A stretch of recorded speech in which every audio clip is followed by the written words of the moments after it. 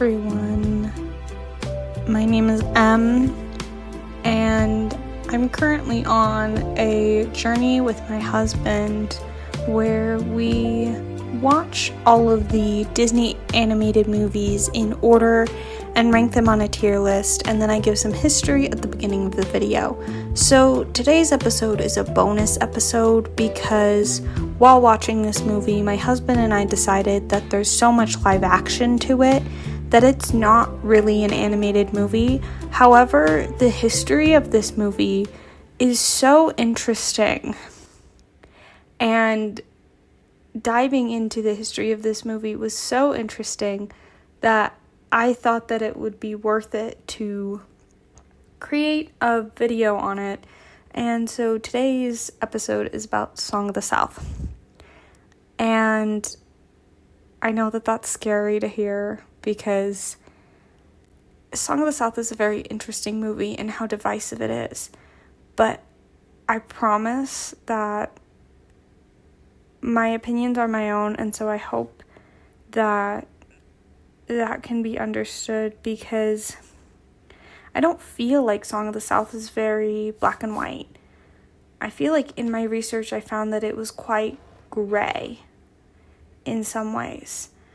And I think that my research helped me find that you should not take others' words on something. You should figure it out for yourself. And that's something that I would really encourage with this movie is don't take my word on it. Don't even take my word on it. Don't take the words of others. Don't even take my word on it. Go watch it for yourself and decide how you feel about it. It was not very hard to find, and it's not very hard to find.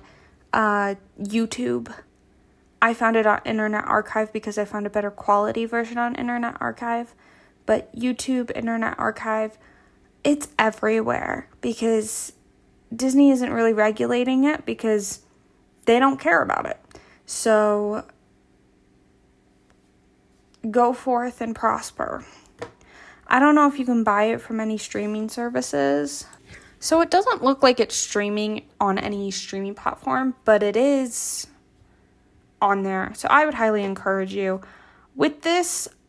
And I hope that you understand what I'm trying to say here is that the history is very divisive and makes the movie a little bit more gray. And I'll get into that. So, Song of the South premiered on November 12th, 1946 in Atlanta, Georgia. And in 1938, Walt became interested in the story by Joel Chandler Harris. The original book is actually called Uncle Remus, and it's by Joel Chandler Harris. Apparently, he's a divisive person. I didn't go into research about that because that's not what we're talking about here. I've heard from people that the book is racist. To me, to examine my problem with that statement is that Walt Disney has always changed his source from his source material. And so, and keep in mind, I have not read the book by Joel Chandler Harris, so I can't really have a conversation as to how similar it is. And so that's why I'm kind of saying, oh, I don't know enough to say whether or not one thing or the other. And the rights were purchased in 1939, which then started the development, which was initially supposed to be a purely animated feature. So Song of the South, actually originally called Uncle Remus, was supposed to be a purely animated feature. And then in 1940, Walt visited Joel Chandler Harris's former home in Atlanta to gain authenticity for the story. And Roy, Walt's brother, didn't think that there was enough material to fit a feature film. And there were plans to produce a series of Uncle Remus films if the first one was successful. And they were going to originally have the studio writers write the script, but later chose Dalton Raymond to write the script in 1944. Dalton Raymond was a Southern man. I can't remember where he's from, but he was from the South, which is unfortunate foreshadowing. And so when Dalton Raymond's outline was delivered to the Hays office, where all scripts had to be approved by the Hays office during the Hays Code age, just for content-wise, it was a way to control content when the rating system was not a thing yet. And so when the outline was delivered to the Hays office in 1944, they demanded that some racist terminology be removed from it.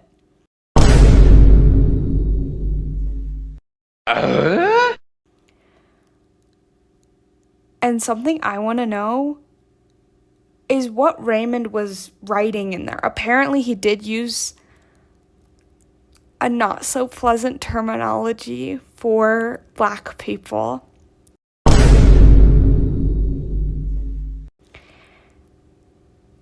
And it's crazy. I will get into Raymond. We'll keep on getting into Raymond because this is wild. So then Disney hired Black writer and performer Clarence Muse to help rewrite the script, but Raymond was so difficult to work with and refused to listen to suggestions about portraying African Americans in a non-stereotypical way. So Muse quit. He then went on to write letters criticizing the depictions in the script. I don't know the validity of this, but Disney claimed that he was upset and hurt because he did not get to play Uncle Remus. So he was lobbying to play Uncle Remus, and he might have gotten his feelings hurt. But also, I don't know, and I can't imagine what Dalton Raymond was writing in that script.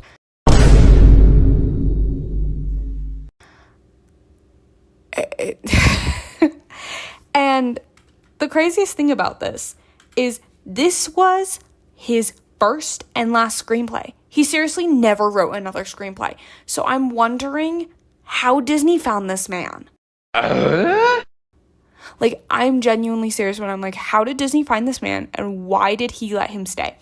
And so then Disney asked Maurice Rapf, I'm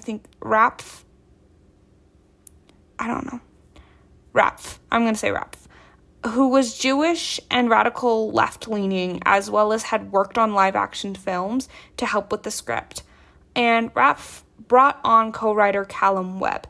The reason they were brought on is because Disney was concerned with Raymond's rhetoric. They were really concerned about Dalton Raymond. They were like, this guy is not referring to Black people in the way that we want, and we're is essentially, I guess, how they were like. And so what Dalton Raymond was doing was he was specifically using unsavory phrases to describe white people and Black people, and Rapf did major damage control, making sure that it is clear that the story is set after slavery has ended and during the Reconstruction period. Rapf saw the animated stories as a reflection of the hardships minority faced, specifically Brer Rabbit as a smaller Black man and Brer Fox, Brer Bear, and the cut Brer Coon as oppressive white people. And I could see that. Like, it feels at times that Brer Rabbit is, in a way, some things I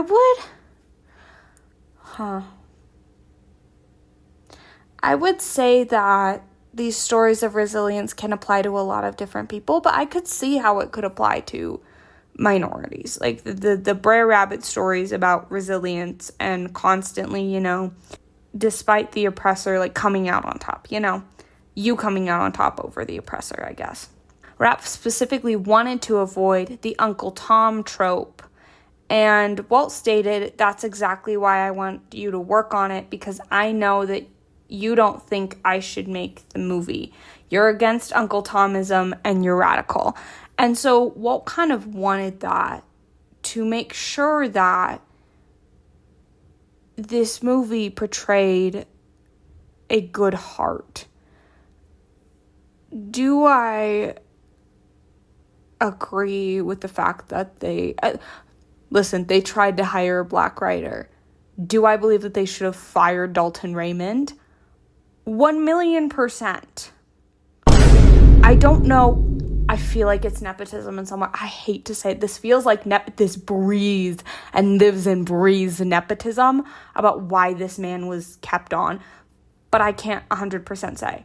If anybody knows, please let me know. Because I don't know why Dalton Raymond was allowed to behave like this. And so Rath was sadly taken off the project after a dispute with Dalton Raymond. And in 1944, the title was changed from Uncle Remus to Song of the South. And James Baskett was cast as Uncle Remus after he responded to an ad to voice a butterfly. He ended up voicing that butterfly along with Brer Fox and filled in for the voice of Brer Rabbit in the Laugh and Play scene, as the actor who voiced Brer Rabbit was busy at the time of recording. And he won an honorary Oscar for the role in 1948. He was the first African-American male actor to receive an Academy Award. He was also the last adult actor to receive an honorary award for a single performance. We have two. We have the first African-American male actor in this movie and the first African-American female actress to receive an Academy Award, which is Hattie McDonald, and she won one for Gone with the Wind, which is really powerful stuff. I think that that's really cool. That I think that despite the fact that these roles aren't perfect, I think that progress is just getting a foot in the door. And something I've kind of been stewing on and thinking about is the fact that years before this, and I think even throughout this, like, blackface cartoons were happening, and blackface was still prominent, and this was during the Jim Crow era. And I think that it's very interesting that we can have, I think that honestly this, and don't quote me on this because I don't know if this is true, this might be one of the first films to have this big of a black ensemble cast. Like this many black people on screen at one time. And I'm not saying that it's perfect. I don't think that this movie is perfect at all. I think it has quite a few flaws. But I don't think that progress should just be, and imperfect things and things that are more gray should just be seen as one color and just be noted off as that. But anyway, sorry, that was a little tangent. Let's continue. And so filming for the Song of the South began in March of 1944, and the outdoor scenes were filmed in Arizona, while the other scenes were filmed at a soundstage in Hollywood. And it was Walt's idea for the iconic moment where the camera pans into the cartoon world at the beginning of Zip-a-dee-doo-dah. Like, I think that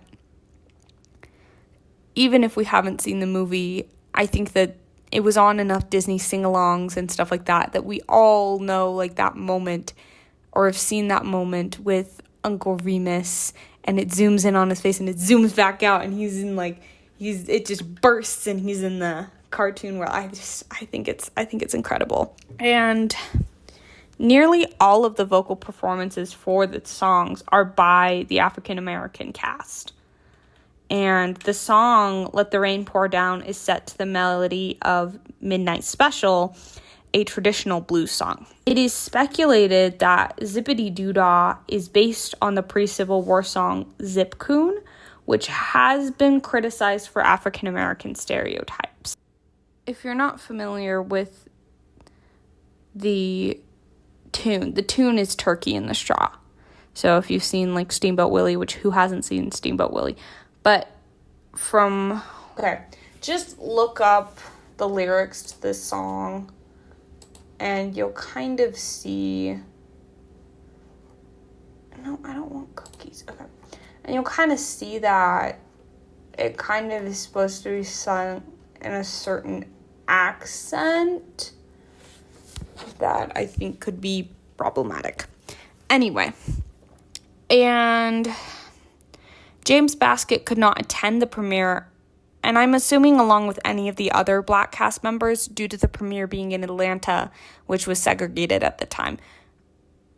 A lot of people like to talk about James Baskett not being able to attend the premiere, but I think that due to segregation, none of the other Black cast members were able to either, which Hattie McDonald also had this problem with Gone with the Wind. And she mentioned that in her speech, actually, which funny that these two actors had this problem, which just says a lot about America at the time and not as much about,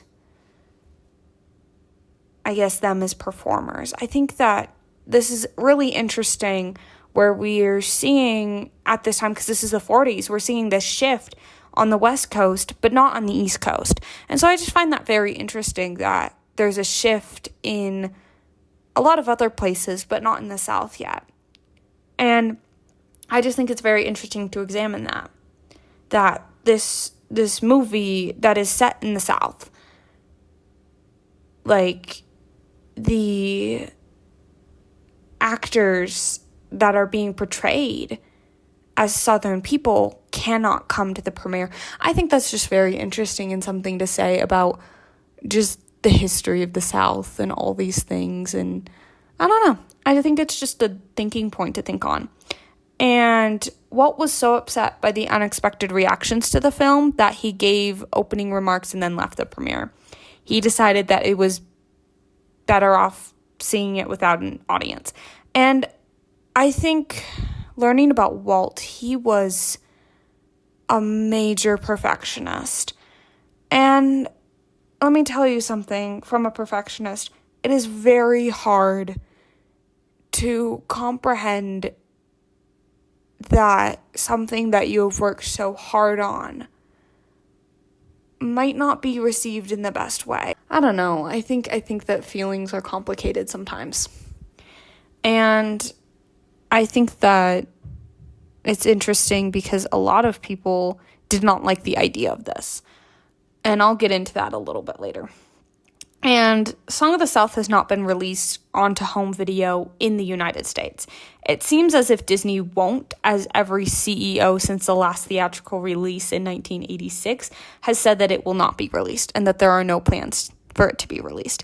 Ironically, however, Song of the South was a big part of the Disney brand in the 90s. The songs and animated segments were featured as TV specials as well as on VHS and DVD compilations. And then also, like, I have a theory that this is, like, so they could promote Splash Mountain.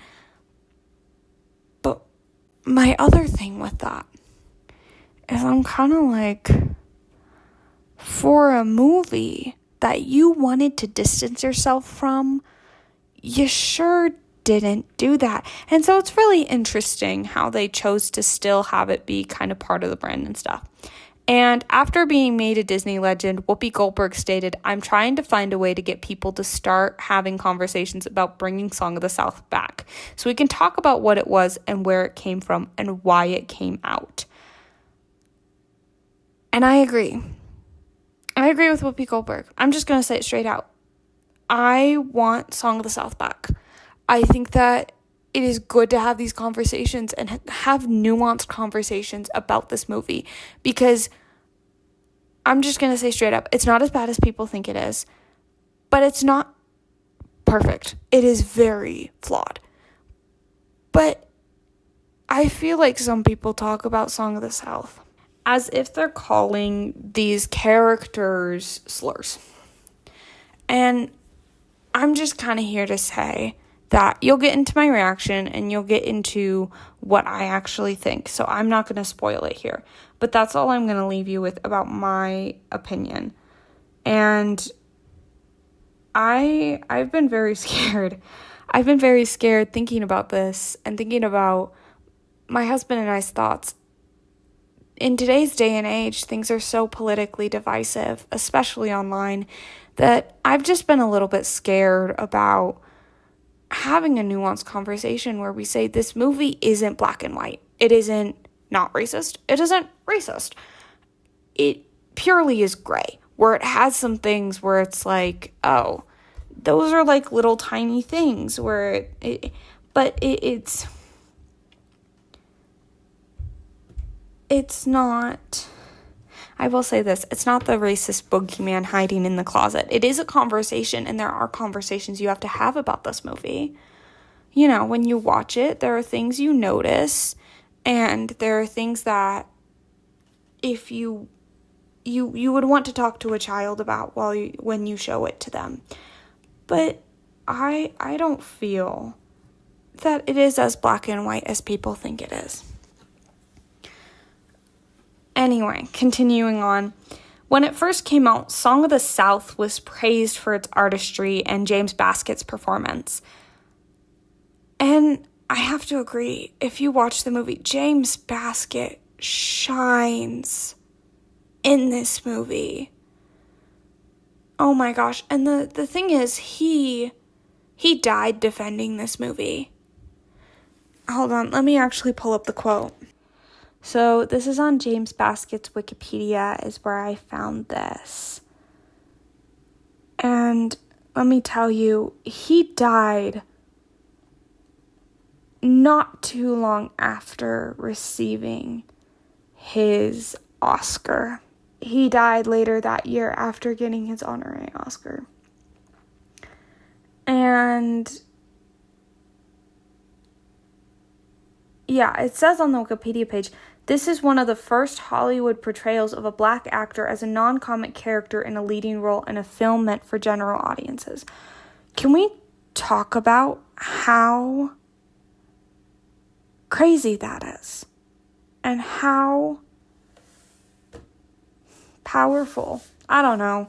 I just think it's really powerful saying that Uncle and the impact that James Baskett as Uncle Remus may have had, and then people in modern times have made it more and more this thing. I don't know. And Baskett actually defended Song of the South and the Uncle Remus character, and he said, quote, I believe that certain groups are doing my race more harm in seeking to create dissension than can ever possibly come out of Song of the South, close quote. I'm not going to say anything else about that. I'm going to let his words speak. And so when the movie first came out, Song of the South was praised for its artistry and for James Baskett's performance. On the other hand, it also had its fair share of criticism, being called, quote, a vicious piece of propaganda for white supremacy, close quote. And Rapp reflected later on his script, stating that his script was even racist, but, quote, Walt was not a racist. He was hoping not to offend the blacks. I don't agree with that term, but that's okay. I constantly tell the story about going to see Disney and him saying to me, this is Walt's quote, I want you on it to prevent it from being anti-black, close both quotes. And during the initial release, the film grossed $79.9 million worldwide when adjusted for inflation to 2025 money. That is when this video is coming out. And the score was nominated for Scoring of a Musical Picture, and Zip-a-dee-doo-dah won Best Original Song at the Oscars that year. I kind of want to circle back and talk about the quotes that I have shared, and I kind of talked about this in my Dumbo video, but sometimes I put quotes in so that it can be more of a primary source rather than me being a secondary source and saying, well, these are my opinions and this is how I feel. I feel that when given the most amount of information you can have, you can feel free to make your own decision. And so after having seen Song of the South, and after having watched my video and, having some of the history and some of the quotes in there, and I'd even encourage you to do more research than I did and to come out with your own opinion.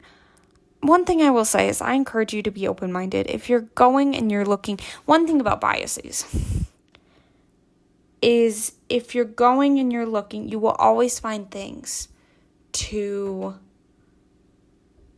confirm your biases and not things to challenge your biases. You will ignore things that challenge your biases. And I am a studious person. I like to talk about things. I have a YouTube channel. Of course, I like to talk about things. But I like to spark discussion and conversation. If you've seen me, I'm normally in my comment sections talking about things and talking about movies and talking about these things and responding to people's opinions. And honestly, I think that other people's opinions are so valid, and that's okay, And some people have actually informed me on things that I didn't know. And so that's the thing is I'm always happy to talk, and I'm always happy to learn more. I will say with this video, if you aren't kind or courteous or respectful in your words, I don't feel comfortable with having you at the table and having you at the conversation. So just keep in mind, if you're going to be in this comment section, I would like you to be kind, courteous, and respectful. And if you are kind, courteous, and respectful and are seeing someone not being kind, courteous, and respectful, feel free not to engage them, because if they get more engagement, they will respond more, and then, more people will respond to them and stuff like that. We don't need to be rude on here. We just want to have some conversations and talk about our differences and talk about our differences of opinion in a calm and casual and nice way, It doesn't have to be casual. You can totally write your entire thesis in the comment section if you want. That's okay. So there were protests in front of the theaters, but in my opinion, and I don't want to sound too, coming off too strong here, but in my opinion, with signs that say we want films on democracy, not slavery, I don't feel that they saw the film, because I feel that the film is pretty clear that it is set after the Civil War. And in Song of the South, there is a scene where, I guess this is a spoiler alert, Uncle Remus leaves. And guess what? Because he's a free man, he has every right to leave. And then he comes back. But Uncle Remus leaves. Guess what? If he was a slave, he would not have been able to leave. And he just freely lives out of his own free will. It was strongly suggested by Johnny's mom. Honestly, I hate Johnny's mom. But that's a whole completely different thing that we don't have to go down. Anyway, and then according to Valerie Stewart, who is the daughter of the actor who voiced Brer Bear in the film, the executive secretary at the NAACP at the time had a personal bias against Hattie McDonald, which might have led to the organization's statements about the movie. So if you've ever heard somebody talk in a video about what the NAACP said at the time, or used that and said, oh, they called it racist, this is where history with people gets imperfect. You know what I mean? History is always imperfect, which is why I hate to say it.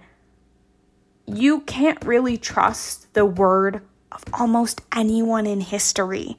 I hate to say it. People get mistaken. People are wrong. It's okay. I feel bad for historians because they're dealing with nuggets when it's a whole he said, she said, Regina George Byrne book. So, apparently, Walter Francis had a whole thing about Hattie McDonald. And Walter Francis was, quote, a light-skinned black man with blonde hair and blue eyes, close quote. And yeah, apparently he didn't like Hattie McDonald. Apparently it might have been because she was a darker-skinned black woman. I wouldn't be surprised if, I hate to say this is so bad, because she's also a bigger woman, he didn't like that as well.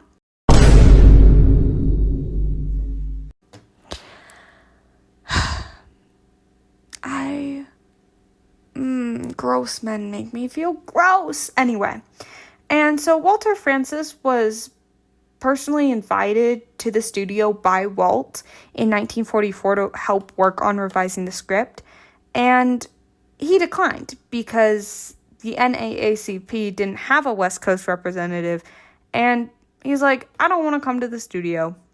And then after the film was released, he sent this message to newspapers, quote, the National Association for the Advancement of Colored People recognizes in Song of the South remarkable artistic merit in the music and the combination of living actors and the cartoon technique. It regrets, however, that in an effort neither to offend audiences in the North or South, the production helps to perpetuate a dangerously glorified picture of slavery. Making use of the beautiful Uncle Remus folklore, Song of the South unfortunately gives the impression of an idyllic master-slave relationship, which is a distortion of the facts. Close quote. Let me tell you why this is wild. He had, in fact, not seen the film, and it is speculated that the statement was based on memos from staff members who had seen the film. And one wrote, quote, so artistically beautiful that it is difficult to be provoked over the cliches, close quote, but talked about how cliches from the book were still present. Again, I haven't read the book. I can't tell you what cliches were still present, what stereotypes were there. I don't know. But apparently some of it carried over, according to this staff member. And another staff member talked about the use of African American English.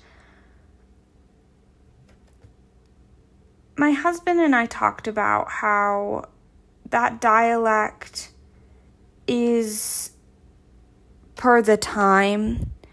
And of course, even in the 40s, they wouldn't speak that way. Especially modernly, we wouldn't speak that way. But this is a weird thing to say, that I don't feel that that would be historically accurate without that dialect. But I digress.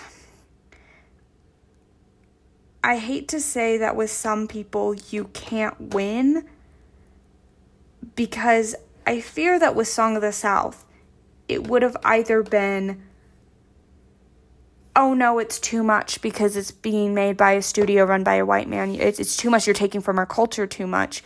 Or it would have been, I don't know, I just feel like Dalton Raymond should have been fired, but that's okay. But I don't know, I just feel like with some people, when it comes to these issues, you can't win. But that's a whole thing. I'm sorry. I'm taking a class right now on diversity in the classroom and how to create diversity in the classroom. And I feel like a lot of my my kind of responses, because it's an online class, so every single, like almost every one, I'm like watching a video or I'm reading an article or a few articles, and I'm talking about what I'm learning from it. And most of the time I feel like what I'm talking about is like listening to your students and seeing what they talk about and what they want, or, you know, like just tuning into your students and just treating your students, you know, like they are your student, and not treating any student different from the other because of who they are, and just creating a welcoming atmosphere where every student can thrive and feel comfortable. And I don't know, I feel like I just keep talking in circles about some things and about how just, yeah, in that class I just feel like I keep talking in circles and just being like, this is how this applies to this and this is, it's really interesting. It's just really interesting to see how things have pivoted, you know. And apparently, though, both employees were confused about the film being set in the Reconstruction era. Quote, it was something that also confused other reviewers who, from the tone of the film and the type of similar recent Hollywood movies, assumed it must also be set during the time of slavery. Close quote. It's not a wrong assumption. Gone with the Wind had been released, like, about 10 years, I think 9-ish years before this had released. Scratch that. It was 5 years, because I think, someone correct me, my mom will probably text me and tell me, this is when Gone with the Wind was released, because it's one of her favorite movies. But I think Gone with the Wind was 1939. Please don't fillet me alive, Mother.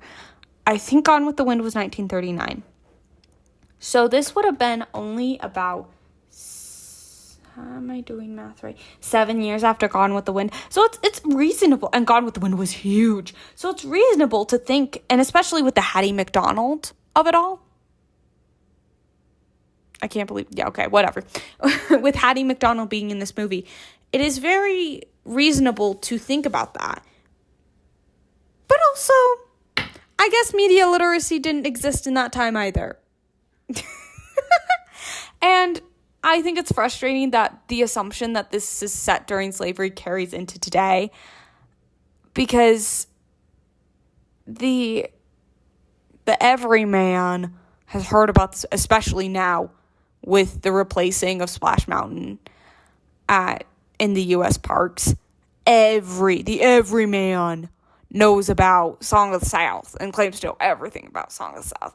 I don't know why I just did that, but, and it's just like, you don't. Look me in the eyes and tell me the plot of Song of the South. I'll wait. Like, tell me what happens. Tell me enough about what happens in Song of the South to tell me that you've seen this movie. And so that's kind of the thing, is I feel like a lot of people haven't seen it, but then, like, feel like they have the authority to speak on it, which sadly is just our age of media. People see something online and they take it and they run with it. Apparently back then it was the same thing, except for the newspaper was their TikTok. Go figure. And the now defunct in the United States ride, I just mentioned it, Splash Mountain opened at Disneyland in 1989 and Magic Kingdom and Tokyo Disneyland in 1992. It is still open at Tokyo Disneyland. And the characters from the film have cameos in Who Framed Roger Rabbit and had reoccurring roles in the TV show House of Mouse and Lion King 1.5. Brer Fox, Brer Bear, and Brer Rabbit appeared in one of my favorite games, Disneyland Adventures. Let me tell you about Disneyland Adventures. I love the game. This is a whole side tangent. I love the game Disneyland Adventures. If you are a Disneyland person and feel homesick for Disneyland, boot up Disneyland Adventures. I think it's only like $10 or something on Steam. Wait for it to go on sale, because then it like gets lowered down to like $5. But let me tell you, this game, when I tell you this game, oh my gosh, I don't know how to describe it. It's so immersive. Like, it feels like you're there. And it kind of ignites my inner childhood joy, because I grew up going to Disneyland. And so it kind of ignites my inner childhood joy. And because I am a broke college student, I don't get a lot of time to go anymore. And so I really appreciate that after a long day at college, I can just boot up this game and play for a few hours. I think it's amazing. Anyway, that's all I have for the history. and I'm so sorry on the side tangents that I went on, but I hope that this kind of cleared the eyes a little bit of some nuanced things within the history. Let me tell you, this history is not perfect. It's not perfect. I'm looking at you, Dalton Raymond. I don't know what hole you crawled out of and then crawled back into. But when I see you, Dalton Raymond,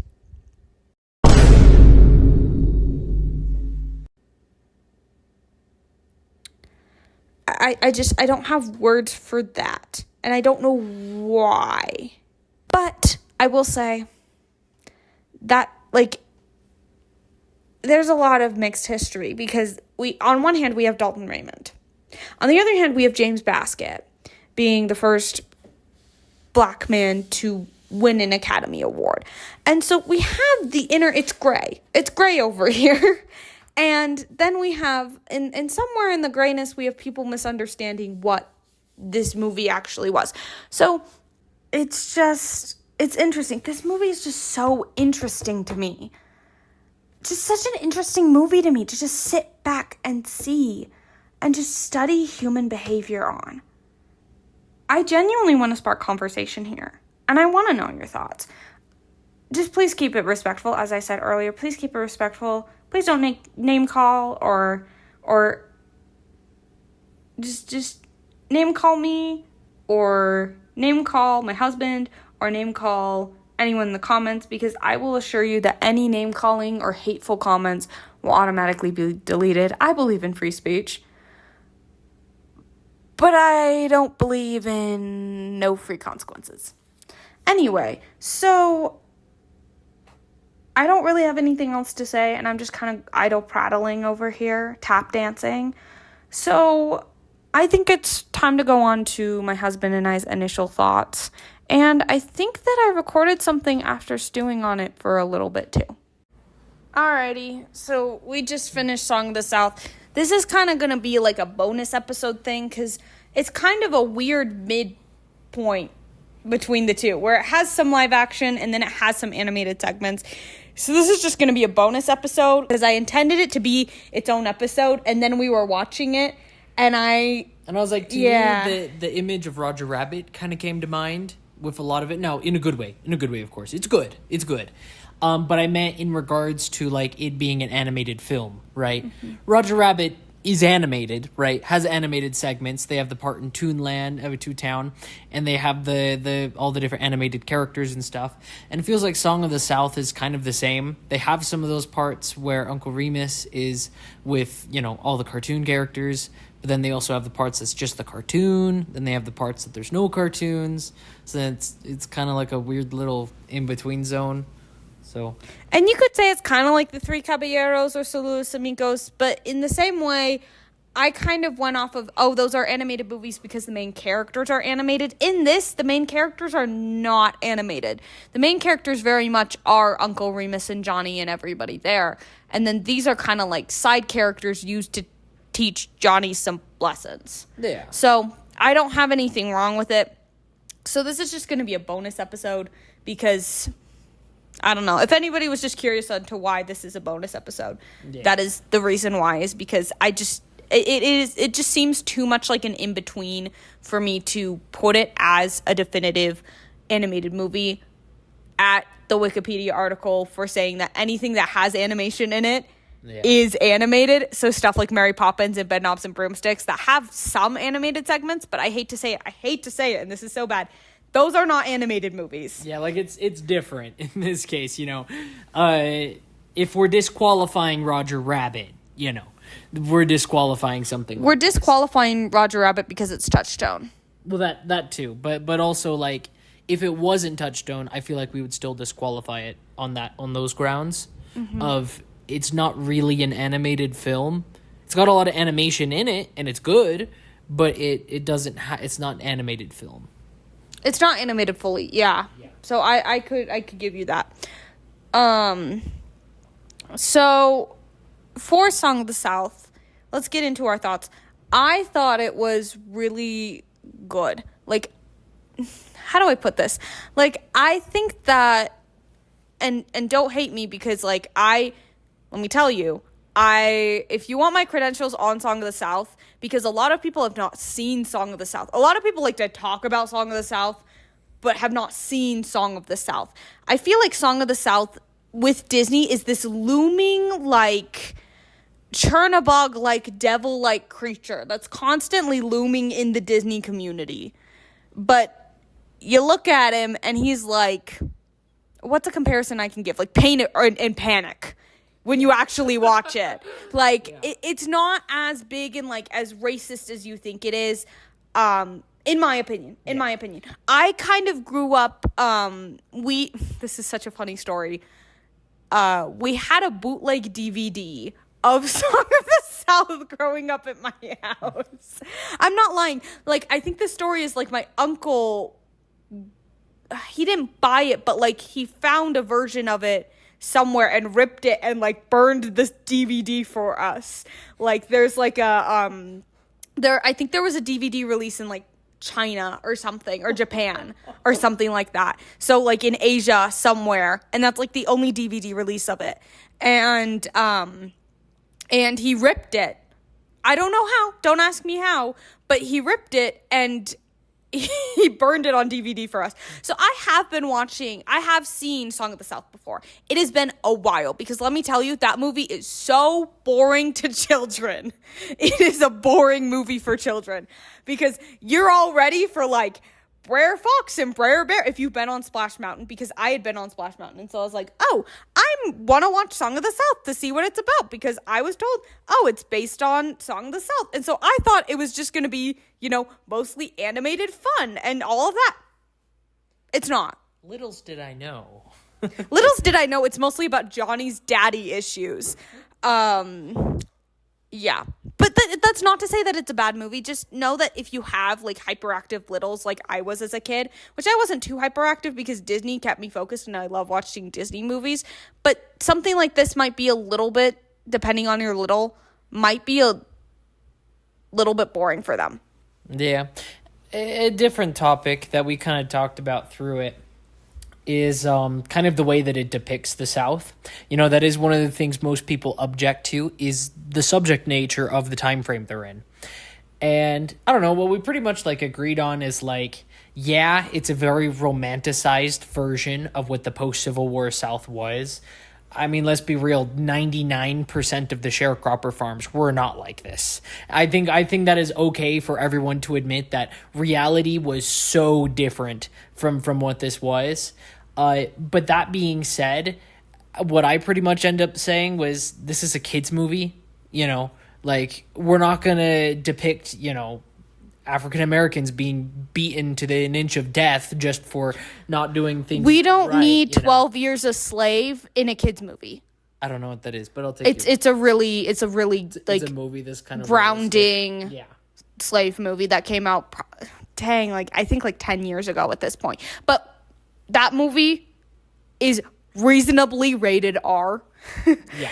And so we don't need 12 Years a Slave style, especially because this is, like, a lot of people get confused with this movie. I think because it is, I think a lot of people get confused. Again, I wish Disney would release it. Yeah. Because what I don't understand, and I think I've said this in my Dumbo video, is that Gone with the Wind, you can stream Gone with the Wind, but and they have accepted that Gone with the Wind has these problems, but Disney does not even want to accept or even touch on this thing. And I think that's, like, it blows stuff up so much for a movie that I'm like, I hate to say all it does, because that has weight to it, but really its worst crime is just romanticizing sharecropping and the Reconstruction. Well, giving another comparison, we all, like, everyone knows today that when Columbus sailed the ocean, it wasn't to discover that the earth was round, right? Everyone knows that today. But some people misunderstood that from time. I think Schoolhouse Rock is even one of those. Really? I could be because, well, it was, I mean, this was a relatively recent thing that people started. Well, we knew beforehand how the Earth was really discovered to be round. But I think we actually discovered that other people discovered that before Columbus. Yes, that's exactly what happened. I forget, I get my time periods mixed up, but it was a gentleman who was basically doing a science experiment of the sun shadow in like Cairo in Egypt. And I think he did it in Alexandria. I could be wrong on that. That is a please fact check me on that. I probably won't fact check you. You don't have to. I mean, the audience members can fact check me. And like, but this is a real story. I already have to do research on Song of the South. Please don't make me fact check something about how somebody discovered that the Earth was round. Yes, but he used the shadow at the same point of day in two different locations to notice that the shadows were different angles. So Columbus already knew at that point. Yes, Columbus already knew. What I was getting at is his entire thing was imperialism. Not entirely. His real thing was actually discovering a trade route to India. Oh yeah. That was the real purpose. So not imperialism at all. Well, I mean, partially imperialism. Imperialism probably was motivated in there, but it was not the main reason why they were going out that way. But pushing aside that, you still have a lot of media in the 80s and 90s that would depict Columbus as this brave scientist who was going out to prove that the Earth was round, when they just simply didn't understand or were misinformed, and it was kind of like a game of telephone where everyone just misinformed each other. And now we have all this dated media that talks about Columbus sailing the world to discover that the Earth was round. I feel like this is kind of the same in there. I think it's okay to admit that is not an accurate depiction of the South at this time, in the very same way where, one, it's dated with its depiction, but the other part with it to also just admit and is totally okay is it's for kids, you know? I mean, a kid going into the Columbus idea, a kid's not going to fully understand the grasp of traveling across the world to create a better trade route for spices. They're not going to get that. Let's be honest. And you can say, and you can do an age-appropriate conversation if you decide to watch this with your kids. You can have an age-appropriate conversation about how this is not how they were treated. And in all, I will say in most, because I will say, I'm sure that there were some out there where, you know, you had the end where, you know, Ginny and Johnny and Toby, I believe his name was Toby. Please tell me his name was Toby. Okay. Sure. We're all skipping together, which are two white kids and a black kid, and they were all, you know, singing and skipping at the end. And so I'm sure, and Johnny plays with Toby throughout the entire movie, and I'm sure there were ones where that was okay. Well, yeah, I mean, you mentioned that that Song of the South is based off a book, right? That's based off of the author's actual life as a, I guess, ex-plantation owner's son. Yeah. I don't know what the proper I think that is. at the time and I don't know why, I think it just goes into this entire thing of like writing down black stories and kind of whiteifying black stories in a way. But he wrote a book because he, as a kid, he had, on the plantation, I think his parents didn't pay a lot of attention to him. So he went and he listened to the stories and hung around the slaves a lot. And so he eventually, which, keep in mind, I think he published this, like, right around the time of the Civil War. So, like, right when conversations about slave ownership were happening. And so I think he published this as like a kind of like an abolitionist thing. And I don't think it's a wrong thing. I think it would be definitely wrong now. But at the time, black people couldn't get published, which is why Uncle Tom's Cabin is published by a white woman. Yeah. Yeah, like, well, in this case, it's like, I could see it as like trying to depict it as a positive situation because I mean, you think about reality, children are not born racist. People are not born racist. People learn racism from their environment. And so I think him having childhood experiences like that probably is what shifted in that way. I mean, I don't know for sure. I don't know the history behind it, but that would be my guess. And so, yeah, a lot of people paint these kind of things as like with our modern eyes, yes, this movie is racist. But like I said in my Dumbo video, I think I touched on this a little bit, or I might have cut it out. But you have at this time, this movie was kind of like, at this point, like, black actors getting roles was kind of groundbreaking. And the amount of black actors they had in this film is kind of groundbreaking for the time. Because if you think about Gone with the Wind, there are only like 2, I think. Only a few black actors in that movie. And he's shrugging because he hasn't seen Gone with the Wind. My mom can fact check me on that because she loves Gone with the Wind. But that's the thing is, this was also a time where, like, this was only, I'd like to say it was less than 10 years after Gone with the Wind came out. And the same actress who plays Mammy, I believe that's her name, in Gone with the Wind plays a character in this movie. I could not remember her name for the life of me. It starts with a T, but I can't remember her name right now. Was it? It was like the housekeeper. Oh, okay. Yeah. Yeah. Like the cook, housekeeper later. I don't remember her name, but I know what you're talking about. Yeah. And so that actress won an Oscar. And in her Oscar speech, she talked about how she could not attend the premiere. And she used that as an advocacy thing because her premiere was in the South. And I think, and I'll fact check myself, I feel like the same thing happened for James Baskett in this movie as well. I feel like the premiere was in the South, so he could not go to the premiere for this one. But I might be getting my wires crossed there with the two.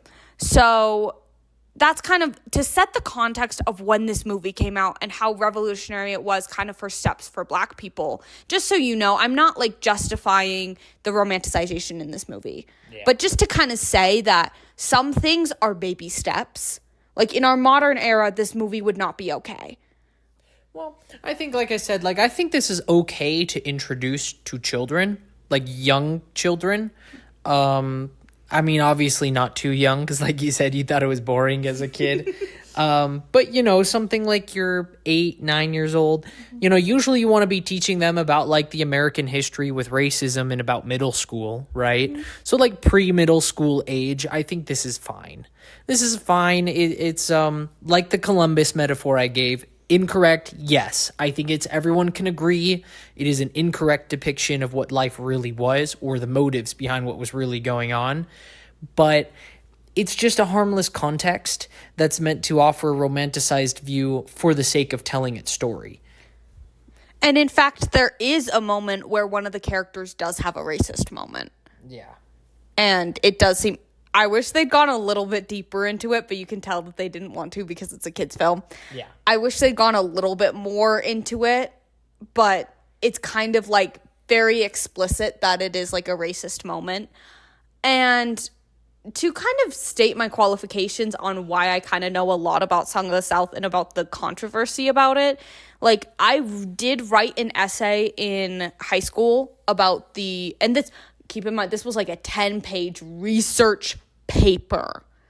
Like my senior year of high school, like I pounded this and I had very academic sources. It is still like my favorite essay I've written in my entire school career. And I'm a junior in college now. And so I wrote my essay about how at the time, and this is a whole side tangent, but at the time, the discourse around replacing not Song of the South, Splash Mountain, which is based on Song of the South, with a Princess and the Frog ride. And kind of about how it's more of a modern IP and stuff like that. So I go into that. And so I go into a lot of criticism about and kind of stuff about Song of the South. And a lot of the criticism you can give is so valid. The fact that it seems like Uncle Remus's own purpose is Johnny, that's a very valid criticism. And it is very surface level in my opinion, because if you see a little bit, you see that he cares about him. But that's the thing is, And you could say that Johnny kind of becomes codependent, but at the same time, you could make that critique even if it was, I hate to say this, you could make that critique about any character if this happened with it in a different sense. What I would say to that is you got to remember this context is Johnny clearly has attachment issues. His father leaves him, and it's kind of implied that this is semi-regularly, that this happens. And he sees his dad, he gets to be with his dad, and then his dad leaves. And so, like, I'm not a psychologist by any means, but I feel like in most people, they would develop some form of clinginess or some form of codependence because of that constant, I'm here, I'm around, I want to be with you. Oh no, now I've got work, now I've got to go. See you for multiple weeks, you know? That's kind of what I think, at least. Yeah, I believe that too. And I think that another thing is, like, there was that scene, spoiler alert. Hold on, I'm going to give a little spoiler warning. There is a scene after Johnny gets injured where all of the black people are in front of the house, kind of, you know, mourning a little bit. And the thing is, in any other movie, I'd be like, oh, brother. But this movie, because it establishes that he hangs around there a lot, I think it's okay, because clearly there's a bond there. But if it was Gone with the Wind, I'd be like, oh, brother. Because the only time she hangs around him is when they're like, I hate to say, I'm so sorry. I think I've only seen Gone with the Wind a few times, and, like, most of them have been in passing. So I do need to sit down and watch Gone with the Wind. But I think that most of the scenes are scenes where, like, it's, like, clearly a slave-master relationship in Gone with the Wind. And I think most of that is that way. There's a weird scene where Rhett is like, where one of the girls is like, Rhett, Miss Scarlet needs you. And he's like, don't worry about it. And he, like, really dismisses her. And I think he might have said some really mean things to her.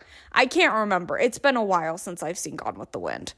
But in that way, like, it's kind of just like, it's a contrast. In fact, if you wanted to introduce this to, like, your kids, I'd say kind of do a double feature of this and Gone with the Wind. If you want to introduce this kind of concept and idea in, like, an age-appropriate way. I could see that. The alternative that I was thinking, and this was also something that kind of came up a lot as we were talking, is we kind of compared a little bit with To Kill a Mockingbird. That's another good one to add. Now, I've not watched the movie, but I have read the book. And so, I've done both, so I have some context. I will say I haven't seen the movie in a little bit. There is some stuff that they did cut out of the movie from the book. But I will say that would be another one to kind of add to this feature of historical context and stuff. Where I feel, now granted, I'm pretty sure To Kill a Mockingbird takes place later, because I think it's like a proper town they're in. It's not like a sharecropper situation. I think it takes place in the... It's definitely past the turn of the century. Yeah, but I think it's like real early. I think it's the 20s to the 30s. Really? I was gonna say earlier from what I remember in the book. I can't remember.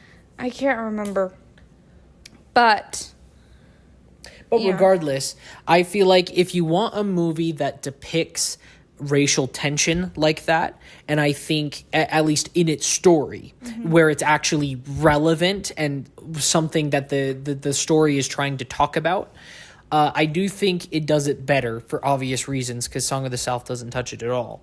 So I feel like you could kind of almost watch both movies, because I feel like I watched To Kill a Mockingbird in, was it high school? It was either freshman high school. Read it, sorry. I read it in freshman high school, or it was like one of my last years of middle school. I don't remember. I read it as a freshman in high school. Yeah. It was one of those two for me, either high school or late middle school. And I feel like that's an appropriate age to understand that concept.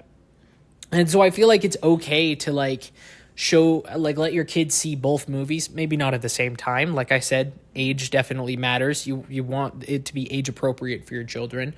For one, just material, but also just for understanding. And I feel like it's okay to show, like, you know, the Song of the South here is depicting an earlier era that isn't as realistic as what To Kill a Mockingbird does. But that's fine because it's not part of the plot. You know, the plot of Song of the South is not racial tension like how it is in To Kill a Mockingbird, right? The plot of Song of the South, like you said, is daddy issues, in short. It's Uncle Remus helping Johnny. And we don't have to have it be romantic. Like, we don't have to have it be gritty and real for that to be the case. Yeah. Like, and it's a message you can still teach to kids. I mean, they have all the different Brer Rabbit sections, which are all good lessons to teach kids, despite that. And so, like, it's not really that bad to depict something like that in a way that's okay for children to watch. And yeah, you could make the argument, then make a different context, but they're reenacting an actual book in this case. So, like, it'd be a little bit weird to separate it. Yeah, and I agree. And I think that this movie is just a really weird amalgamation because people didn't like it when it came out. Some people didn't like it when it came out. Some people did like it when it came out. And this argument has been rehashed over and over and over again over whether or not this movie is a problem. And I hate to say it, Disney, take it out of the vault, restore it, put it on Disney Plus. And that's what I kind of beg to do because I don't understand why Disney is trying to run from it. You can all admit that this is a bad depiction of what the real South was at that time, but that doesn't mean it's a terrible racist movie we should avoid. Disney has done much worse, and it's on Disney Plus. The Reluctant Dragon. For just my argument to say, why is this on Disney Plus? And because you're hiding it, Disney, this is my address to Disney. If any executive decides to watch this, or anybody at Disney who has any posit, I hope you take my argument into account. Because the point is that you're choosing to kind of do these things. You're picking and choosing what you think is okay and what you think is not okay to have in your platform and on your platform. When in reality, I think you should just own up to it and see how people feel. Because I feel like people think of Song of the South as the big monster hiding in the closet. And because you think of it as this big scary monster, it's not this big scary monster. Yeah, people like watch it looking for the big scary monster. And I'm not going to say that there aren't some slight stereotypes in there. There are. And it definitely is overall the romanticization. But there are other films that I have watched and said that hasn't aged well. There's jokes in Mrs. Doubtfire that I have winced at and said, that did not age well. I mean, the movie as a concept did not age very well in our modern time. Like, there are older movies that I wince at because I'm like, ooh, this thing did not age well. There are things that where I'm like, ooh, this did not age well, all these things. And in today's world, there is such a thing about preserving history. And it goes back to that thing of, if Gone with the Wind is on streaming, why can't Song of the South be? Stop being cowards, Disney. Yeah, it feels like the only reason why that is because Gone with the Wind is more popular. It's a classic, quote unquote. Well, I think that this got its airtime at the time. Like, it did pretty well in their re-releases, but then I think, like, it's gotten more and more and more backlash. But that's the thing is, yes, it's romanticized, and I think that people... What? I think that people have a problem with the romanticization of it, but I think Disney going out for the full forefront and going full force and saying, we do not condone this. This is clearly romanticization of the period. However, we still believe that there are themes in here that are central to today and to, diversity and there are messages and things here. This would be like, okay, I hate to say this. This would be like if Pinocchio, and I know this isn't a good comparison, but I'm still going to roll with it anyway. If Pinocchio was deleted off of Disney Plus because of its depiction of Stromboli, who is technically kind of like a caricature of a Romani person, when Pinocchio has very good morals and very good lessons to it. Like, I feel like this movie has some pretty good lessons, but I hate to say anything set in the South, people are going to get touchy about. Yeah. And it just feels like sometimes we're just afraid of the context. I mean, I made the joke earlier of, like, it's like someone reading or watching To Kill a Mockingbird and thinking it's this uber racist story that, like, is trying to like, depict all black people should be criminalized or something like that. And just, like, the entire plot going right over your head or something. And I think that, in a way, this is different.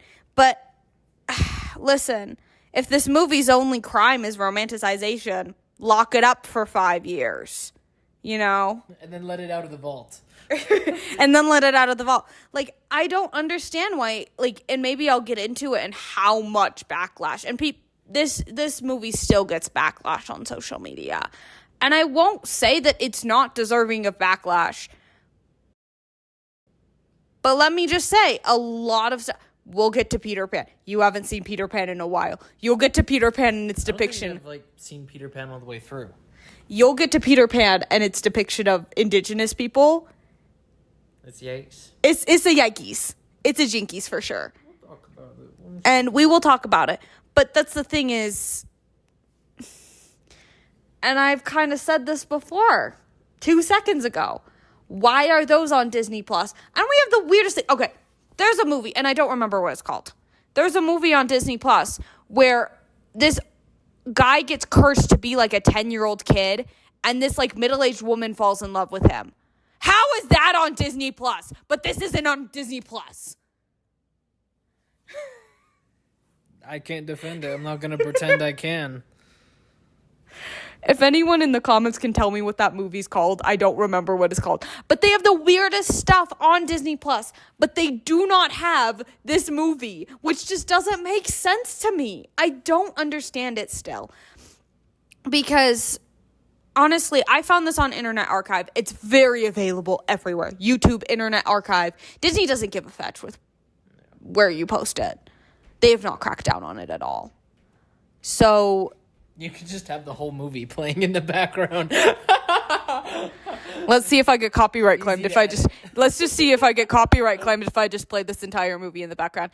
My best guess would be that the only things that might get copy claimed is the animated segments, because I know that they have released those before and like all these things. But that's the thing, is that this movie, and you can spark discussion in the comments below. I am always encouraged, and I will encourage you to have your own thoughts. Just please be respectful to others and what they believe. But I do, however, don't want you to talk about this if you haven't seen the film before. If you haven't seen the film, I hate to say, there's no merit in the conversation. And I feel like too many people add to this conversation about Song of the South without having seen the film with an open mind. And I say, watch it with an open mind like we did.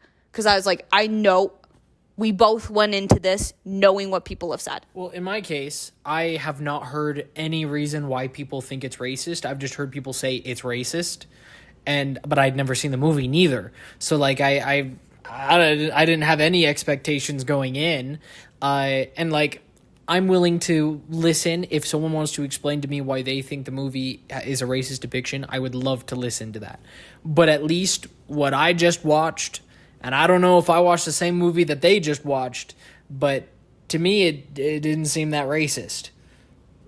It definitely, like what we said, was romanticizing, and that I think we can agree. It's inaccurate.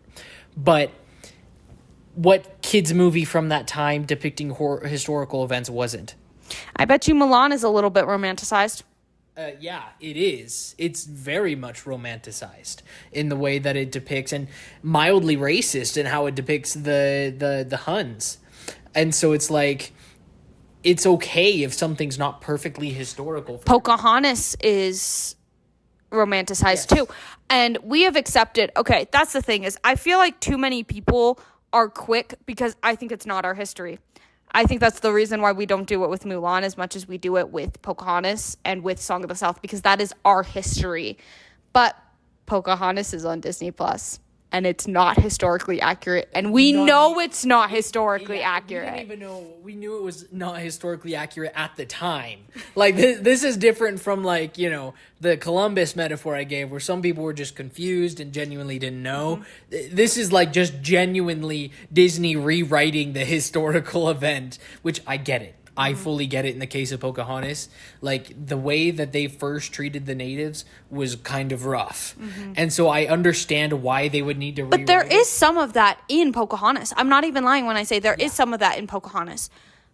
But they said, fetch it. We're going to age up Pocahontas, and she's going to be in love with John Smith. Yeah. Yeah, exactly. Like, which doesn't make it okay. I think we can all admit that this romanticization is not really okay. In the case of some of these, it's okay to, like, split them a little bit from the original story and just say, like, it's a kid's movie. It really does not matter that much, bro. But, like, you know, I understand why it is a problem. And so it's okay to teach the actual story. It's okay to teach the actual Pocahontas and not let this replace it, or teach the actual, what the South really was like during that time. That's totally okay. And I think it's 100% valid because people have said, oh, I feel bad, like, loving Pocahontas as a film. Dude, Pocahontas is a beautiful film in so many different ways. But, like, it's like Bridgerton. It's historical fan fiction. Okay? And take it as such. You know, it's not like Pride and Prejudice. It is Bridgerton. It's historical fan fiction. And take it as such. Like, bro, it's not that deep. It's just the South.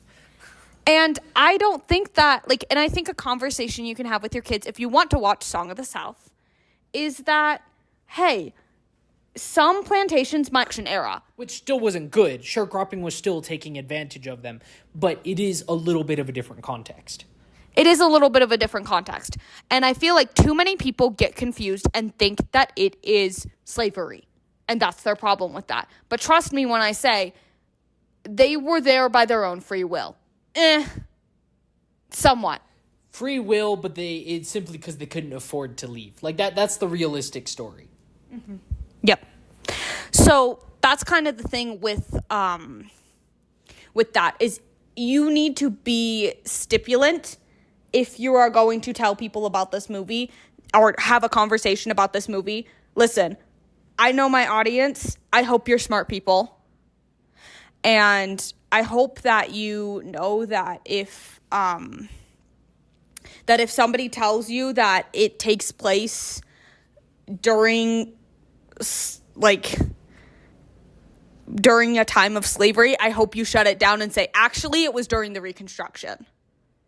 Like, I hope you say that if you ever get in a conversation about Song of the South and they try to bring that up. Yeah, and I agree. We're going to wrap it up because I don't think I have anything else to say. And I think I'm just talking in circles here. Yeah. So that's okay. If I have anything else to say, I will add later because we're running late to something. So. Yep. So it's the next day and we were just talking about it. And I just kind of had the thought that even though this is romanticization, you could also use this as like a thing of how racism is a learned behavior, because Johnny's mom has kind of a subtle racist moment with Uncle Remus. I personally wish that to make a point, they'd made it a little bit more clear cut. Mm-hmm. But then, like, it could be kind of a thing to say that, like, racism is not inherent and racism is a learned behavior, because clearly Johnny doesn't have that, you know. Clearly Johnny respects this kind of thing and respects these people. And so that's kind of just like a little aside of like that's something you could also gather, because the grandmother, even though she clearly owned these people as slaves, did not learn this behavior. And I don't know why. Maybe it's because they're her people and her former slaves and she's built a bond with them. She clearly has a bond with Uncle Remus in a very short scene, but I think that it could be something of like, you could use it as a thing to say that racism is a learned behavior. And if you haven't seen it, I highly encourage you to watch it and to form your own opinions, because these are our opinions from watching it.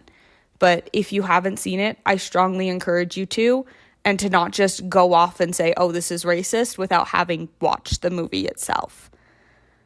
And like not wanting to even watch it because you're like, oh, I think I'm going to expose myself to so much racism. And I will say, neither of us are part of this community in any way. He's mixed, but he's not. But I'm mixed. not African American mixed. I'm Asian mixed. But he's Asian mixed. So with some other stereotype atrocities that we'll get into later, maybe he can comment on a little bit. But even then, I think that the Asians that they are stereotyping in some of these Disney films are not his flavor of Asian. That's a weird way to say it, but yeah. Anyway, but all this to say, like, I don't think you should judge a book by its cover, especially with what Disney has been saying and Disney hiding it. And that's kind of what I believe with this movie, is that, like, it's worth a watch for your own critical opinion. So that's all with this second aside. So Zip-a-dee-doo-dah. It's a wonderful day. okay, thank you so much for watching. Bye.